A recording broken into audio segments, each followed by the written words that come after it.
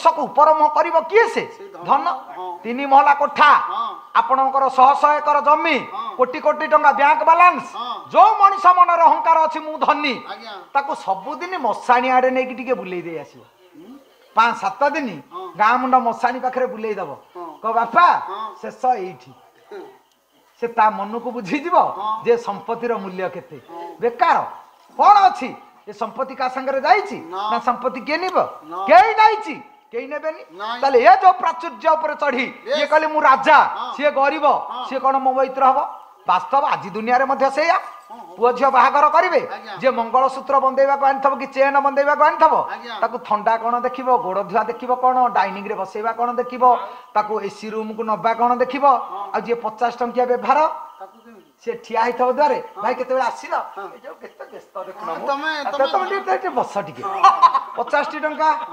बसैवा थंडा 50 टंका तो व्यवहार थंडा से केते दब ताकू फिर भोजी खाइब केते ता प्रति आदर नहीं समाज रे परा धन तो आपण मानकर महाकवि कालिदास कहती कहले सबुर मूल कारण हूँ धन जदि धन अच्छी सब अच्छी जस्यास्ति वित्तम स नर कुलीन सचापि मूर्ख शतदर्शनीय स पंडित सश्रुतवान गुणज्ञ तो सर्वे गुणा कांचने माश्रयंती धन पाई ये जगत जोटी धन अच्छी बंधु भल से ससुर हर भल जुआई भल समस्ते भल किंतु गोटा कथा मन रखी था दुख पड़ब आपण भौणी घर को जीवे सुख बेले भौणी घर को जातु किसी असुविधा नहीं किंतु दुख बेले भौणी घर को जीवे ससुर घर को जीवेनी बाकी हो जाइछंती करज हो गले बिलवाड़ी बिकिदेले धन अभाव हो गला चाकरी चलीगला दुकान भागीगला ससुर घर को जदि जीव केही रहिबेनी ग्रिल पके दे कुआरे पळेबे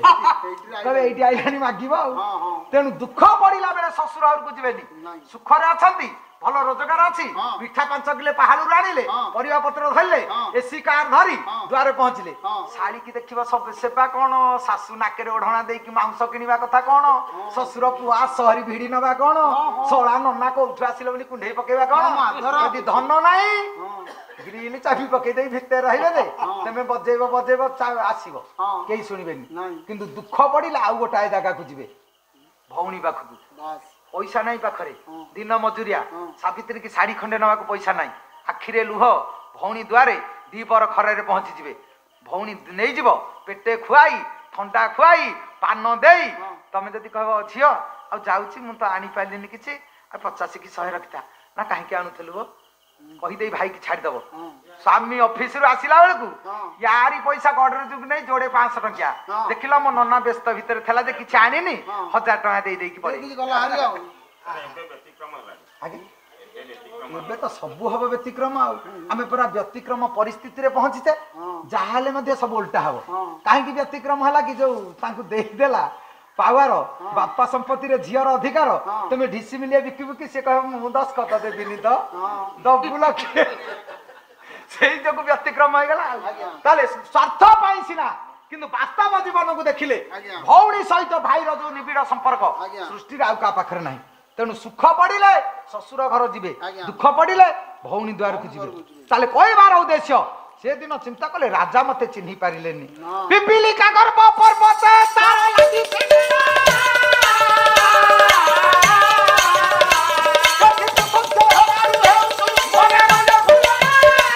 पिंपुड़ी दियर पर दोटी प्रभु देला एडी की पकटे जीव प्रभु विचार कले ये केते चाली चाली चलियो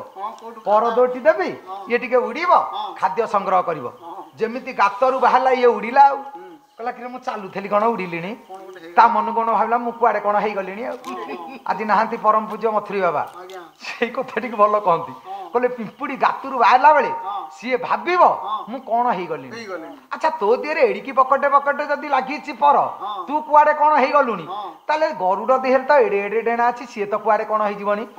एड़े एड़े डेणा थाई आंठू माड़ी प्रभु पाखे बसी कहला प्रभु तू कहले हली भी नहले ना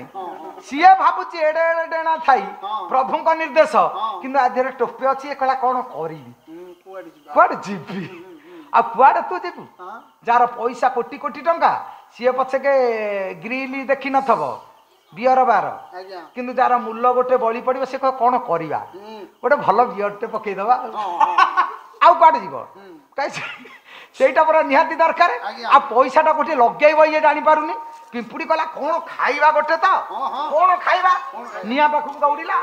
ଯେମିତି ନିଆଁ ପାଖରେ ପହଞ୍ଚିଲା ଆଜ୍ଞା ସେଇଠି କହିଲେ ଯେ ପିମ୍ପୁଡି ଯେତେବେଳେ ଉଡ଼ିଲା ନିଆଁକୁ ଖାଇବାକୁ ପାଇଲା କଣ ପରଦୋଟି ଛିଡି ପଡିଲା କାମ ବଢିଗଲା ତୁ ଗଲୁ ବୋଲି ସିନା ପର ବଢିଲା